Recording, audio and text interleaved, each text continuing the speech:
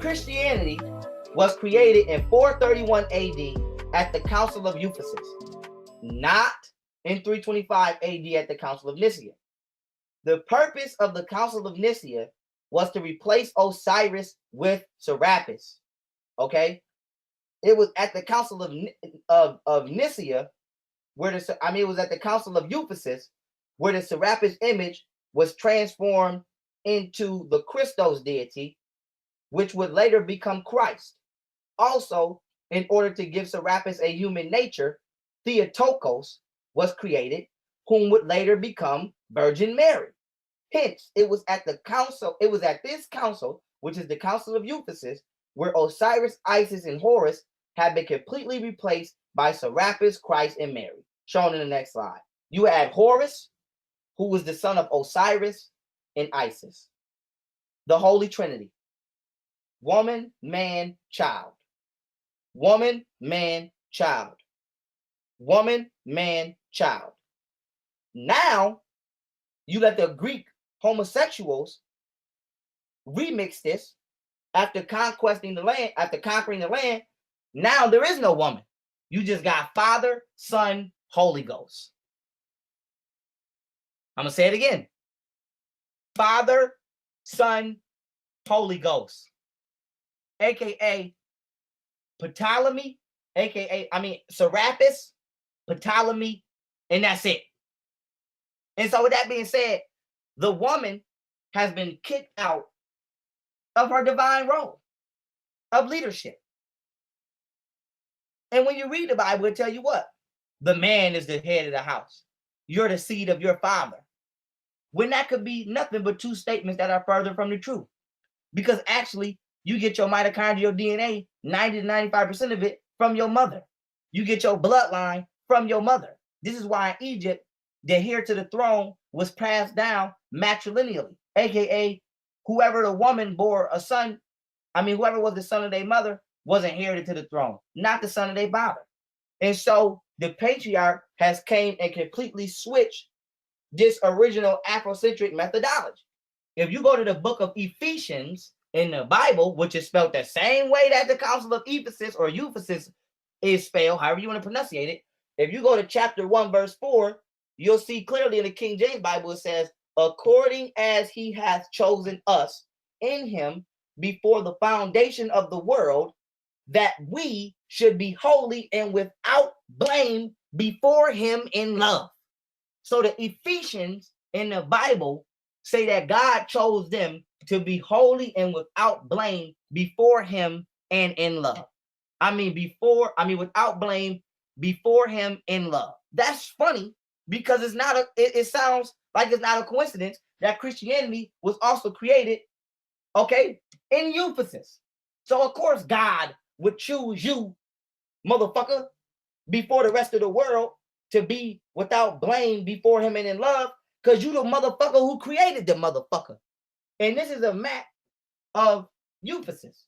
And you see you got Turkey here, Jerusalem here, Athens, Greece, Rome, all of that shit over here. So it's, of course, the Bible would ordain,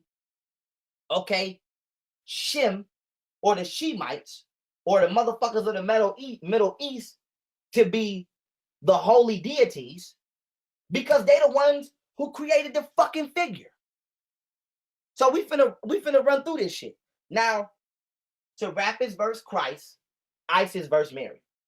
At the Council of Ephesus, Serapis became Christos in Greek. And Christos today became Christ. Okay? Isis and Horus became Theotokos. This is a picture of Theotokos. Theotokos became the Virgin Mary. And when you look up the definition of Theotokos, it means virgin birth. Okay? So all of your religious deities is Greek. And you done heard Seti say this shit 1,000 fucking times. Nigga, if you worship Jesus and God, you worship Serapis, Ptolemy, Thor, Odin, you worship fucking Theotokos. Or just listen, you better get your goddamn mind right, Christians. You better get your mind right. Because I tell you what, homosexuality come from Greek culture. Christianity has the highest level of homosexuality outside of over any other religion. But what you don't know is Christianity is really just Greek culture. And so we can see why the same rulership, which was so sloppy in Greek culture, is still present today in those who subscribe to Christianity. Because Christianity is nothing more than hybrid Greek and other Celtic and Nordic stories. Motherfucking Serapis became Christos. And Christos eventually went on to become Yeshua in Hebrew, Isa in Arabic, Jesus in Latin, Jesus in Latin, and then Jesus in English.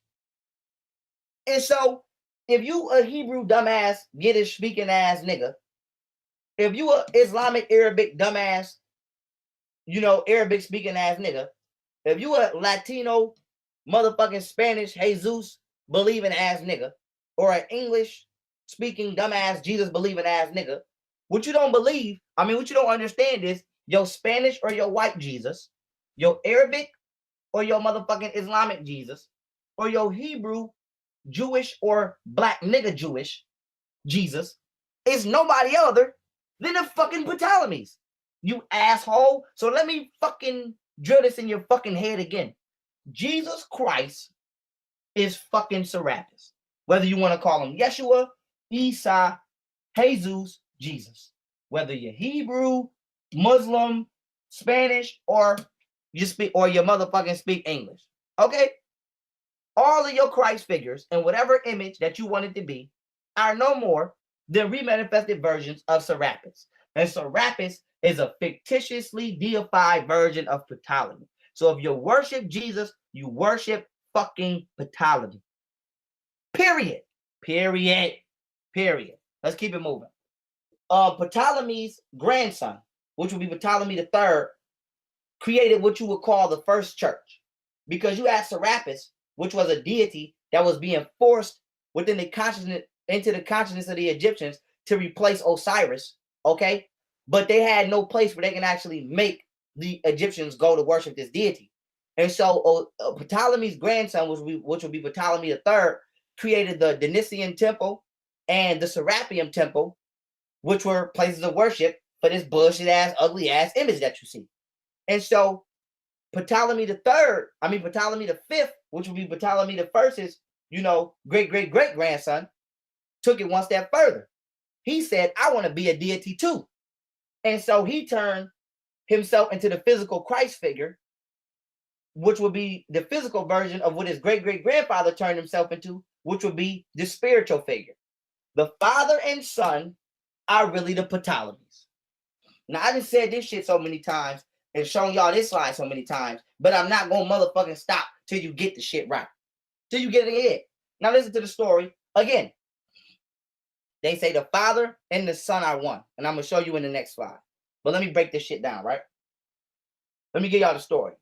The Ptolemies came into Egypt, right, during about 4th, 3rd century BC, aka before Christ, aka before they created motherfucking Christianity.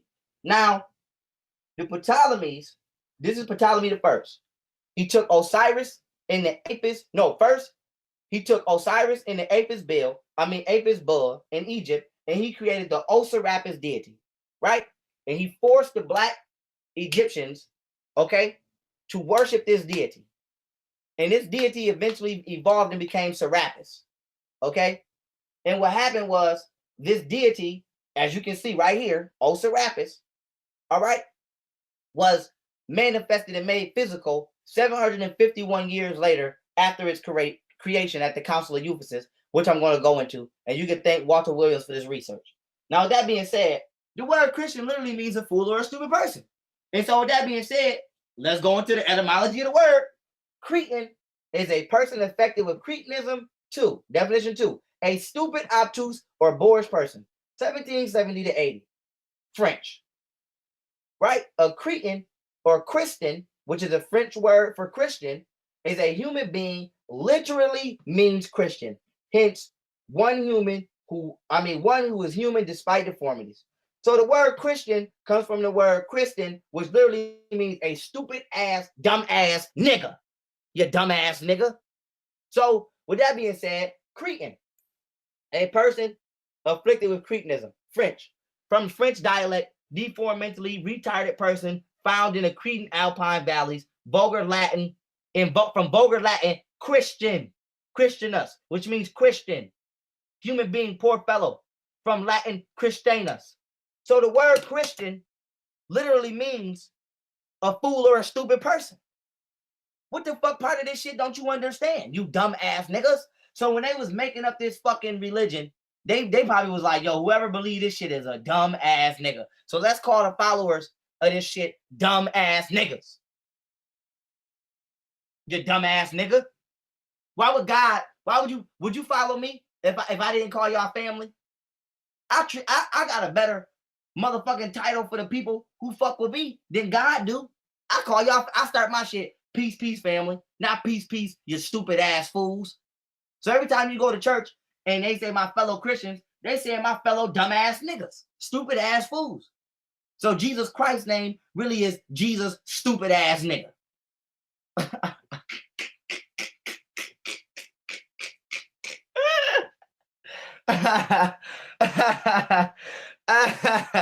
Yo, y'all motherfuckers kill me. Y'all kill me. And so that being said, family, we at the end of this presentation, but I want to say this before I go and the general come stump a mud hole in y'all ass. I want to say this. This is very serious because the willingness, listen, I presented so much information in this presentation, I'm not even making my outro long. All I'm going to say is this. The willfulness to hold on to this religion is the willfulness to hold on to an enslaved and unfavorable position in this world as a descendant of the black woman. I'm going to say it one more time. The willfulness to hold on to this motherfucking religion is the willfulness to hold on to your enslavement and unfavorable position on this planet as a black person and a descendant from the black woman. Christianity means stupid ass niggas. Okay? If you continue to be a Christian, by definitive term, you are a stupid ass nigga. And so only stupid niggas put themselves in unfavorable positions consciously. When you watch Jackass, you know why they call it Jackass? Because they knowingly are doing dumbass shit. So if you knowingly, or at least after this presentation, subscribe to this shit, after you done heard all of this, and you about to hear what Seti's saying, you are the spiritual manifestation of Jackass. You are subscribing to dumb ass shit willingly.